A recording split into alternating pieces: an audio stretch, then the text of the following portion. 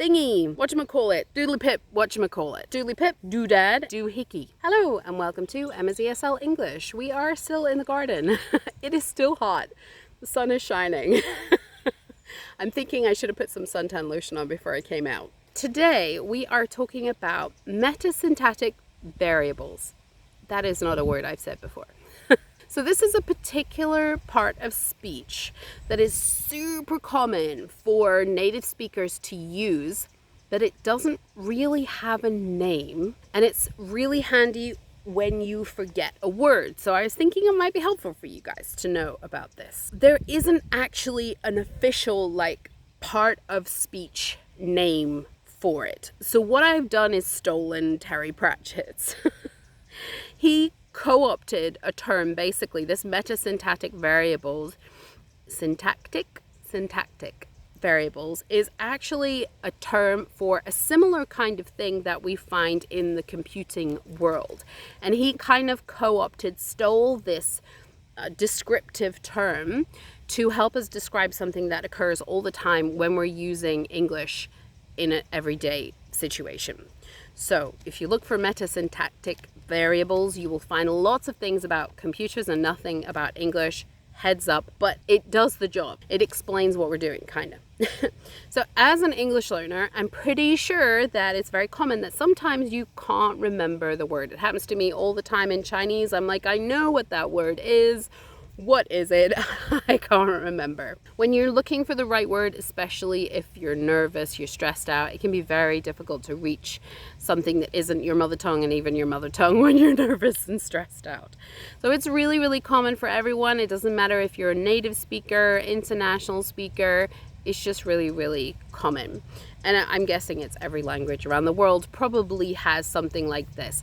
If you are in another country with another mother tongue and you are watching this video, I would love it if you would drop in the comments some of these terms for your language and how that would look in English, just so that we can all see, first of all, that this exists, but also I'm really curious, how do you build these words in your language? They're these tiny little bugs. We call them thunderbugs. They're so tiny, I can't even show you because they're so small, but they walk along your skin and they're really itchy. Anyway, so we're learning some of these words. You could call them filler words. That's another term that we can use for them. We use them to fill a situation when we can't remember the word that we want to use.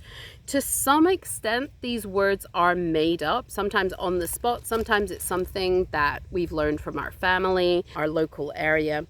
And they are revised, so you sort of grasp whatever you can in the moment. And I think sometimes when we get new versions of these words, it's because they have evolved over time. We've picked them in that moment and somebody heard it and thought, I like that, I'll use that next time. So we're searching for a word and we don't need to worry too much about getting it right. That's the key point. So what I'm going to give you is a selection of these words, but you don't have to think oh, I said the word wrong. Because you can't. There is no wrong version of these words.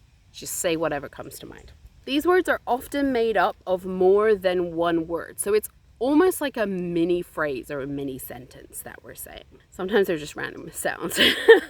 There is no grammar required. You can use them anywhere in a sentence when you forget a word, but quite often they turn out to be a noun just because we're often looking for the name of something. So it does turn out that way, but you don't have to use it like that. The most common metasyntactic variable used in English is probably thingy, or some version of thingy. Can you pass me that thingy? So when we've forgotten what it is, please can you pass me that thingy over there, that thingy there? And we don't know what it is. This is sometimes added to. So we start with thingy and then we add something else to the end of it. So the ones that I could come up with include thingamajig. That's probably, super common. Thingamajig, give me the thingamajig, that thingamajig. We can also use thingamajig for if it's a person that we've forgotten, her down the road, thingamajig, that works too. Thingamabob, or just thingamy by itself, that works. Sometimes when we're struggling to remember a name or a word, we might say what's name, what's her name or what's his name or what's its name, what's name. That what's name next door. It's just fillers. We're just creating a fillers, and the thingamy or what's the name tells the other person that we can't remember what that word is. That's all it's doing. Where can I find the whatchamacallit? So that literally is telling them like, whatchamacallit, like what do you call it? What is the name of that thing? Whatchamacallit. As you can see, they're like, whatchamacallit. Like there's no jum. What do you call it would be the right complete sentence. Whatchamacallit is linking. That's all your sounds coming together, creating linking sounds. I think that probably is one of the differences for someone who's an international speaker. For us, the linking comes very naturally as native speakers, but for you, it might feel very weird at first to do that. So maybe that's part of the challenge then, is trying to figure out how to make these words sound a little bit more easy and natural for you with the linking. If we're still stuck, we might just line up these words together. So we might get something like thingy, you know, whatchamacallit, what's it called?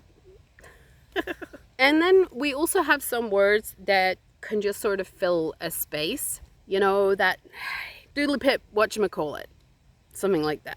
So we've got doodly pip, doodad, and doohickey. Doohickey and doodad I think are more American style. I haven't heard those as much in the UK, but I like those. Can you pass me the doodad? So let me just go through these one more time. So we have thingy, thingamajig, thingamabob, thingamy, what's name, whatchamacallit, what's it, doodly pip, whatchamacallit, doodad, and doohickey. You don't have to remember any of those, but it gives you some options, some choices. When you can't find the word, aim for one of those and people will understand. We usually point to the thing or, you know, say something related to it to try and help people. I hope that's helpful and a little bit fun. So next time you're stuck in a word, have a go. Try and use one of these, all right? And as I said, please drop them in the comments. What are you using in your part of the world for this situation? Thanks. See you later. Bye.